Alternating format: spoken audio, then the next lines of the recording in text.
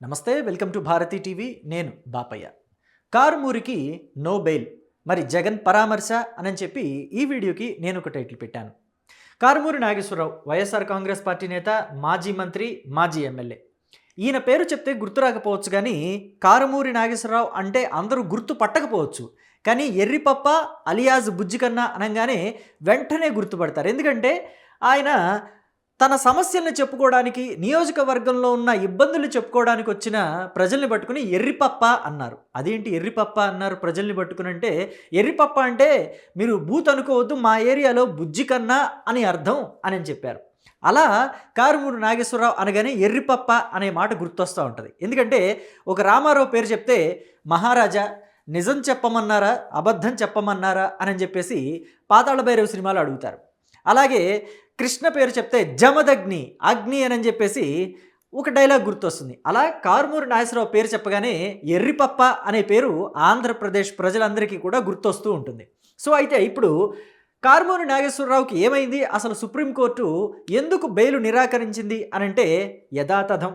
ఇక్కడ ఆంధ్రప్రదేశ్లో liquor scam అనేది ఒకటి జరిగింది కదా, 2019 నుంచి 2024 మధ్య. అదేంటి జరిగింది కదా అంటున్నావు, నీకు తెలుసా, నువ్వు చూసావా అని మీరు అనక్కర్లేదు, ఆశ్చర్యపోనక్కర్లేదు. ఎందుకంటే సిట్టు విచారణలో తేటతెల్లం చేసింది జరిగింది అనే విషయాన్ని.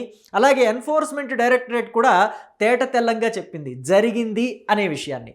సో అవన్నీ కూడా మనం గతంలో వీడియోస్ చేసాం, మన ఛానల్లో ఉన్నాయి, మీరు చూడొచ్చు.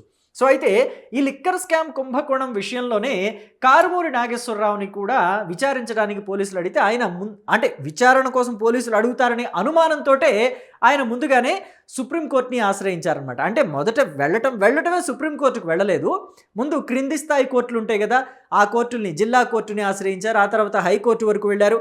హైకోర్టు నో చెప్పేసరికి సుప్రీంకోర్టు వరకు వెళ్ళారు కారుమూరి నాగేశ్వరరావు. సో అయితే ఇప్పుడు క్రింది కోర్టుల్లో ఎలాగైతే మొట్టికాయలు, ఎదురు దెబ్బలు తగిలాయో, షాకులు తిన్నారో, అలాగే సుప్రీంకోర్టు కూడా ఈయనకి షాక్ ఇచ్చి మొట్టికాయలేసి ఎదురు దెబ్బలు తగిలేలాగా చేసి పంపించేసింది. ఇంతకీ సుప్రీంకోర్టు ఏమంది ఏమిటి అనేది ఒక్కసారి మనం చూద్దాం. మాజీ మంత్రి, వైఎస్ఆర్సీపీ నేత కారుమూరి నాగేశ్వరరావుకి సుప్రీంకోర్టులో ఎదురు దెబ్బ తగిలింది.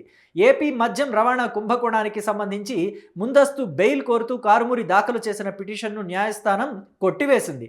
ప్రధాన న్యాయమూర్తి జస్టిస్ సూర్యకాంత్ నేతృత్వంలోని ధర్మాసనం హైకోర్టు ఇచ్చిన ఉత్తర్వులను సమర్థించింది. అంటే క్రింది కోర్టు ఏదైతే చెప్పిందో హైకోర్టు, దాన్నే మేము కూడా సమర్థిస్తున్నాం, మేము ఎక్కడా కూడా నీకు బెయిల్ ఇవ్వడానికి యాక్సెప్ట్ చేయటం లేదు అని చెప్పేసి ముందస్తు బెయిల్కు నిరాకరించింది అని చెప్పాలి. ఇక ప్రధాన న్యాయమూర్తి జస్టిస్ సూర్యకాంత్ నేతృత్వంలో ఈ విచారణ జరిగింది. ఈ స్కామ్తో తమకు ఎలాంటి సంబంధం లేదని, పిటిషనర్ ఆరోగ్య పరిస్థితి దృష్ట్యా ముందస్తు బెయిల్ ఇవ్వాలని కారుమూరి తరఫున న్యాయవాది సుప్రీంకోర్టును అభ్యర్థించారు. అదేంటి, ఎలాంటి సంబంధం లేదని బెయిల్ కోరాలి, లేదా ఆరోగ్యం బాలేదని బెయిల్ కోరాలి, ఈ రెండు అడగటం ఏంటి? అంటే మాకు సంబంధం ఉందా లేదా అని చెప్పేసి మాకే ఒక క్లారిటీ లేదని చెప్పడమా, లేదా మా ఆరోగ్యం బాలేదు, సంబంధం ఉంది కానీ మాకు ఆరోగ్యం బాలేదని దాని మీద ఇవ్వండి అని అడగటమా? ఇదేంటి, ఈ డబుల్ స్టేట్మెంట్ ఏంటో అర్థం కాల. ఇక ఇరువైపుల వాదనలు విన్న ధర్మాసనం మద్యం స్కామ్లో 350 కోట్ల రూపాయలకు పైగా అక్రమాలు జరిగినట్టు దర్యాప్తులో కనిపిస్తోందని వ్యాఖ్యానించింది. ఇందాక నేను అన్నాను చూసారా, వేల కోట్ల కుంభకోణం జరిగింది అని చెప్పేసి. ఇందుకే అన్నాను, సుప్రీంకోర్టులు కూడా కుంభకోణం జరిగింది అని దర్యాప్తులో తేలినట్టుగా చెప్తున్నాయి. సో కాబట్టి నేను అనటంలో వింత విచిత్రం లేదని నేను అనుకుంటున్నా. మీరు కూడా కమెంట్ బాక్స్లో చెప్పండి. ఇక ఈ కేసులో ముందస్తు బెయిల్ ఇచ్చేందుకు నిరాకరించింది. ఈ క్రమంలోనే కస్టోడియల్ విచారణ అవసరమని సుప్రీంకోర్టు స్పష్టం చేసింది. కస్టోడియల్ విచారణ వేరు, కస్టోడియల్ టార్చర్ వేరండి. కానీ కస్టోడియల్ విచారణ అనగానే వైసీపీ వాళ్ళందరికీ కస్టోడియల్ టార్చరే గుర్తొస్తుంది. ఎందుకంటే గతంలో రఘురామకృష్ణంరాజు మీద కస్టోడియల్ టార్చర్ అమలు పరిచారు కదా. సో ఇక మద్యం సరఫరా ఆర్డర్ల జారీ ద్వారా ముడుపులు కొల్లగొట్టిన వైఎస్ఆర్సీపీ ముఠా లిక్కర్ డిపోల నుంచి ప్రభుత్వ దుకాణాలకు రవాణాలోనూ మరో భారీ స్కామ్కు పాల్పడింది. అంటే లిక్కర్ తయారు చేసి, నాసిరకం లిక్కర్ తయారు చేసి అది తాగితే తెక్కెక్కటం, పిచ్చి రాగటమే కాదు, అసలు లివర్లు పాడైపోవటం, కిడ్నీలు ఫెయిల్ అయిపోవటం కూడా జరిగాయని మనం గతంలో విన్నాం. అలాంటి నాసిరకం లిక్కర్ తయారు చేసి ఎక్కువ రేట్లకి అమ్ముకుని జనాల దగ్గర డబ్బులు దండుకోవటం మాత్రమే కాదు, అసలు తయారు చేసిన ఆ లిక్కర్ కంపెనీల నుంచి ప్రభుత్వ డిపోలకి, ప్రభుత్వ డిపోల నుంచి మళ్ళీ ప్రభుత్వ మద్యం దుకాణాలకి ఆ లిక్కర్ని రవాణా చేయడంలో కూడా స్కామ్ వెతుక్కున్నారు వీళ్ళు. అసలు స్కాముకి లేదు, అనర్హం అని చెప్పి విధంగా వైఎస్ఆర్ కాంగ్రెస్ పార్టీ హయాంలో స్కాములు జరిగాయి అనటంలో కూడా వింతలేదు. ఇక దొంగలు కలిసి ఊళ్ళు పంచుకున్నట్టుగా వైఎస్ఆర్సీపీ ముఖ్య నేతల్లో పలువురు 2-3 జిల్లాలను వంతుల వారీగా దోచుకున్నారు. దాంట్లో అంబటి రాంబాబు కూడా ఉన్నాడని గతంలో మనం ఒక వీడియో చేశాం. అంబటి రాంబాబుకి సంబంధించిన కొన్ని కంపెనీలు కూడా ఈ లిక్కర్ రవాణా విషయంలో కొన్ని జిల్లాలను తీసుకుని లిక్కర్ రవాణా చేశాయని చెప్పేసి మనం ఆల్రెడీ ఒక వీడియో చేశాము. అది కూడా అధికారులు ఇచ్చిన నివేదికని ఆధారంగా చేసుకునే వీడియో చేశాం. అయితే మరి కారుమూరి నాగేశ్వరరావుకి బెయిలు రద్దయింది, అంబటి రాంబాబుకి ఎప్పుడు ఈ ముహూర్తం అని చెప్పి చాలామంది వెయిట్ చేస్తున్నారు. సో మరి జన సైనికుల ఎదురుచూపులు, తెలుగుదేశం పార్టీలో నారా చంద్రబాబు నాయుడు అభిమానుల ఎదురుచూపులు ఎప్పుడు తీరతాయి, ఎప్పుడు అంబటి రాంబాబు ఆ ఓచలు వెనక్కి వెళతారు అనేది చూడాలి.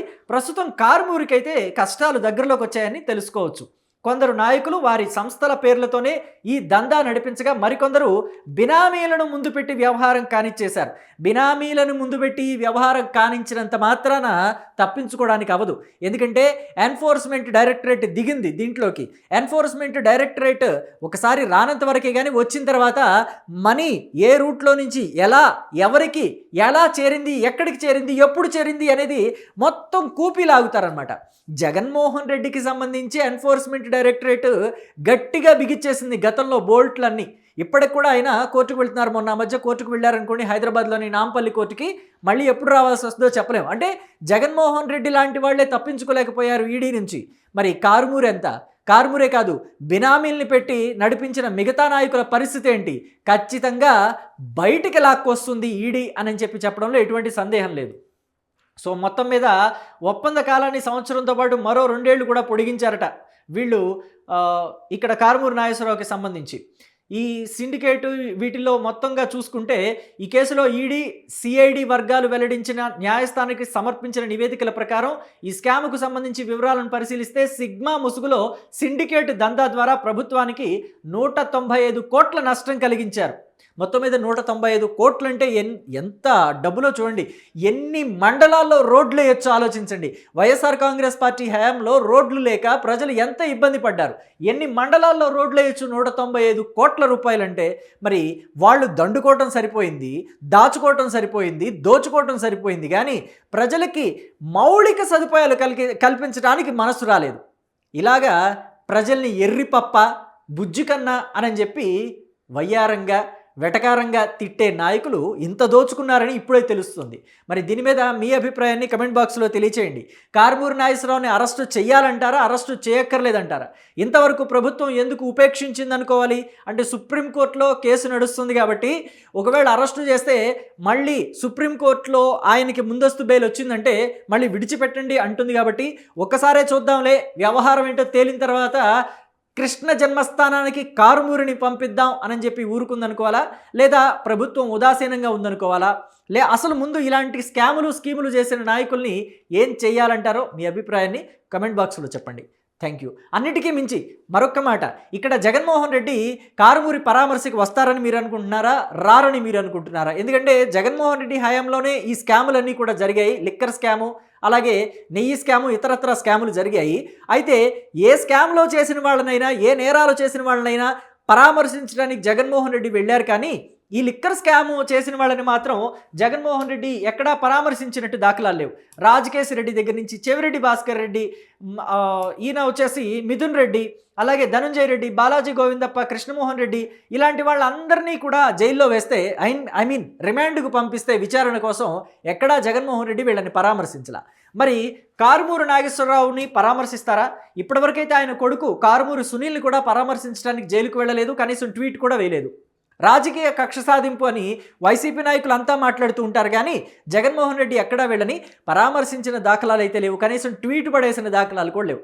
మరి రేపు కారుమూరి నాగేశ్వరరావు మాజీ మంత్రి, మాజీ ఎమ్మెల్యే, ఈయనని అరెస్టు చేస్తే ఈ లిక్కర్ స్కామ్ కేసులో ఆయన కోసమైనా కనీసం ఒక ట్వీట్ పడేసి ఓ పరామర్శకైనా ఏమైనా జైలుకు వెళ్తారా, వెళ్ళరా? మీ అభిప్రాయాన్ని కమెంట్ బాక్స్లో చెప్పండి. Thank you.